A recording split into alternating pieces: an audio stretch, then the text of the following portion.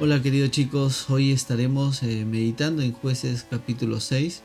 Es increíble cómo cada libertador, cada caudillo que Dios levanta en su pueblo, encontramos ciertas cualidades negativas en ellos.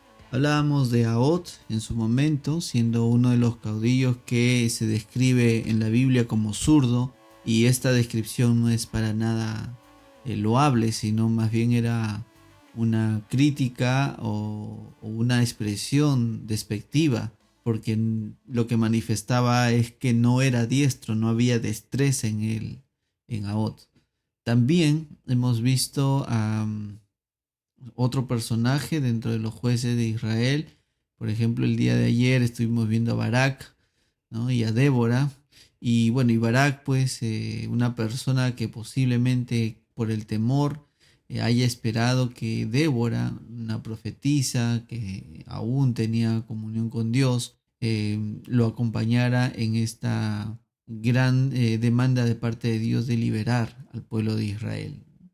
Y ahora vemos a otro más, otro líder del pueblo de Israel, siendo levantado dentro de este ciclo que se presenta como una constante en el libro de Jueces. El hecho de que los israelitas hacían lo malo ante los ojos de Dios, el hecho de que el Señor los entrega, en este caso, el capítulo 6, en manos de Madián, y también finalmente el hecho que el pueblo de Israel, después de sufrir toda esta agonía bajo Madián, termina pues clamando al Señor por liberación, ¿no? Versículos 6 y 7 hablan de este clamor que los israelitas clamaron a Jehová a causa de Madián.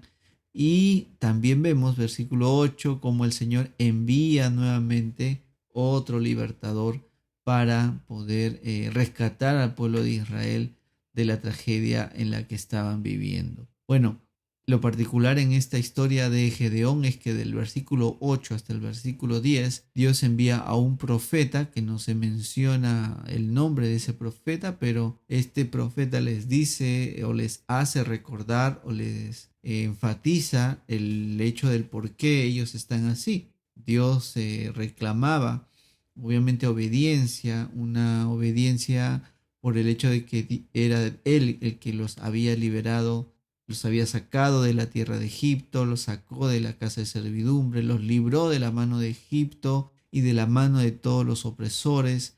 Versículo 9 sigue diciendo que los desalojé delante de ustedes, les di su tierra, les dije, versículo 10, les dije yo soy el Señor su Dios, no temerán a los dioses de los amorreos en cuya tierra habitan, pero ustedes no me han obedecido.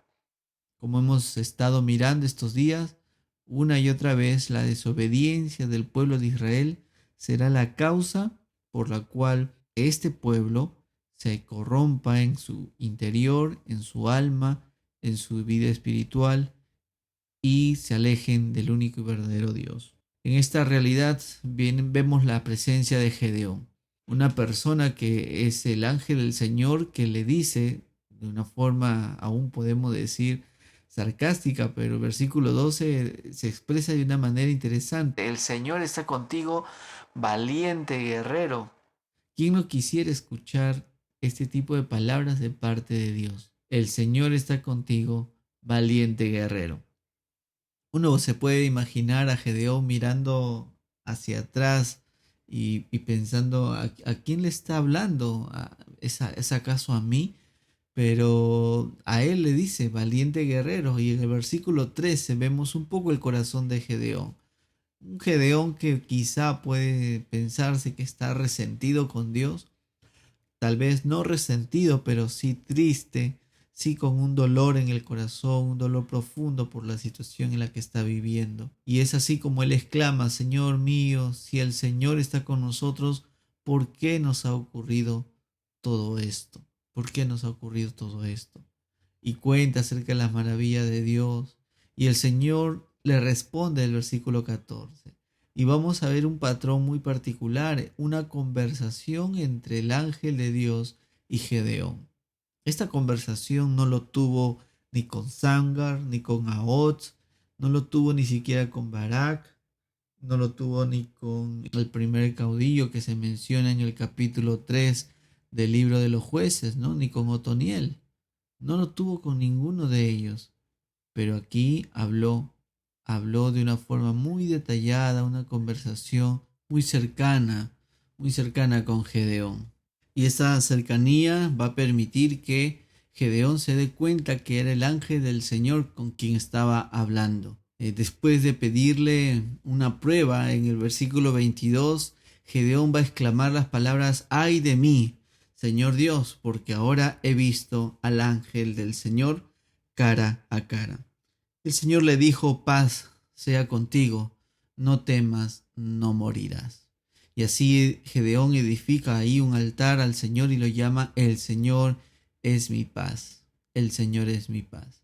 Después de haber confirmado y haber entablado esta estrecha relación entre el ángel del Señor y Gedeón, Gedeón comienza pues a escuchar el mandato de Dios. Versículo 25. Toma el novillo de tu padre y otro novillo de 7 años, derriba el altar de Baal que pertenece a tu padre y corta la acera que está junto a él. Edifica después en debida forma un altar al Señor tu Dios sobre la cumbre de este peñasco. Toma el segundo novillo y ofrece holocausto con la leña de la acera que has cortado. Y miren la característica que se resalta en el versículo 27 acerca de Gedeón. Gedeón tomó 10 hombres de sus siervos e hizo como el Señor le había dicho, pero como temía mucho a la casa de su padre y a los hombres de la ciudad, para hacer esto de día, lo hizo de noche. Como venimos reflexionando, encontramos diferentes cualidades negativas en cada uno de estos libertadores. Fortalecidos sí por la mano del Señor, pero eran hombres en debilidad. Gedeón tenía miedo al pueblo y aún a pesar de haber estado delante de la presencia de Dios, él no tenía la seguridad de que Dios lo podía proteger de todo el pueblo cuando derrumbe los altares de Baal y de Acera. Pero lo hace y eso es hermoso. Una vez más vemos como hombres como Gedeón y otros más son fortalecidos en medio de su carácter débil para cumplir las promesas o para cumplir los mandamientos que venían de la mano de Dios. Y así es como Gedeón destruye el altar de Baal y el pueblo se levanta contra él, pero en medio de todo eso dice el versículo 34 que el Espíritu del Señor vino sobre Gedeón y éste tocó la trompeta y los de Abiezer se juntaron para seguirlo. El Señor lo levanta, lo fortalece y Gedeón, siendo llamado como Jerobaal, Gedeón pues junta al pueblo de Israel para ir contra los madianitas, los amalecitas y los hijos del oriente que se habían reunido para ir en contra del pueblo de Israel. Y en los últimos versículos vamos a ver ya no solamente al temeroso Gedeón, sino aún al Gedeón que seguía dudando, seguía pidiendo señales a ese Dios soberano. Y la paciente expresión de Dios respondiendo a cada uno de los pedidos de Gedeón. La victoria de Gedeón lo miraremos el día de mañana, pero el día de hoy que nos quedemos con la enseñanza de este personaje de Gedeón y la paciente guía y cuidado de ese Dios misericordioso. Gedeón pidiendo una y otra vez confirmación de que con quien hablaba era el único y verdadero Dios, y Dios en su misericordia respondiéndole una y otra vez a Gedeón sobre este tema. Señor amado, cuánto necesitamos de tu palabra y cuánto necesitamos de tu paciencia. A pesar de haberte visto en tantas cosas, a pesar de haber visto tu obrar en nuestras vidas, seguimos dudando muchas veces de ti.